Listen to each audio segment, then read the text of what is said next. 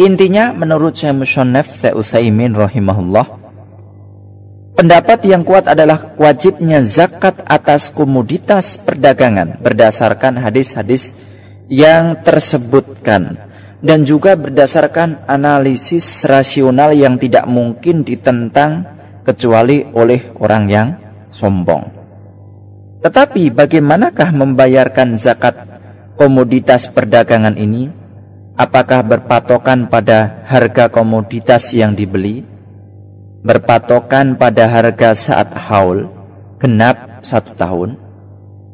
Berpatokan pada harga antara keduanya? Ataukah berpatokan pada harga yang berada di tengah-tengah tahun? Jawabnya, ini adalah 4 kemungkinan dalam masalah ini. Saya berpendapat bahwa patokannya adalah harga, kata Syekh Musannaf ya, patokannya adalah harga saat wajib membayar zakat, baik itu lebih besar dari harga beli, lebih kecil atau sama dengan harga saat membeli. Jika tidak diketahui harga saat wajib zakat, maka kita kembali kepada hukum asal, yaitu harga saat membeli, karena itu yang paling meyakinkan.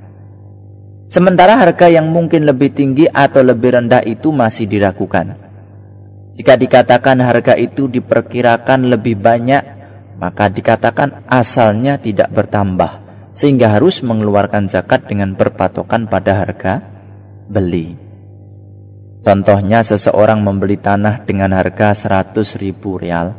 Ketika genap 1 tahun, banyak yang mengatakan harga tanah sekarang menurun. Kita sendiri tidak tahu apakah mencapai 100.000 rial, 120.000 rial, atau hanya 80.000 rial. Maka kita katakan kepadanya harga patokan zakat adalah 100.000 rial, karena inilah yang asal, dan barang akan selalu berada pada harga belinya, kecuali jika kita mengetahui ada penambahan atau pengurangan. Ikhwatul iman, ukhtul mu'minah, pernak-pernik masalah zakat.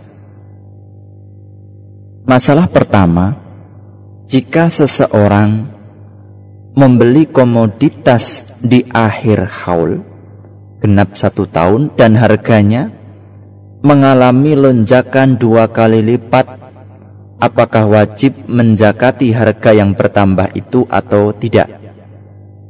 Contoh, seseorang zakatnya wajib dikeluarkan pada bulan Ramadan sesuai dengan hitungan haul. Lalu ia membeli tanah pada bulan Rajab dengan harga 100.000 rial. Ternyata pada bulan Ramadan tanah itu laku jual seharga 200.000 rial. Keuntungannya adalah 100.000 rial yang masih berumur 2 bulan. Apakah keuntungan ini harus dizakati? Atau dikatakan harus melewati haul setahun terlebih dahulu? Jawab, keuntungannya harus dizakati meskipun baru berusia 2 bulan dan belum mencapai haul.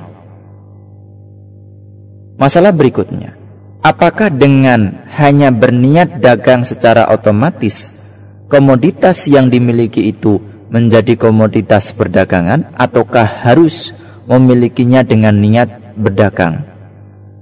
Jawaban, ini adalah masalah yang masih diperdebatkan oleh para ulama. Menurut pendapat yang masyhur dalam mazhab Hambali adalah bahwa komoditas yang ada tidak otomatis menjadi komoditas dagangan kecuali dimiliki dengan usaha dengan niat berdagang. Jika seseorang memilikinya tanpa usaha, seperti harta warisan, atau memilikinya dengan usahanya yang tidak diniatkan berdagang, maka komoditas itu tidak menjadi komoditas perdagangan. Dalam hal ini ada 3 ketentuan.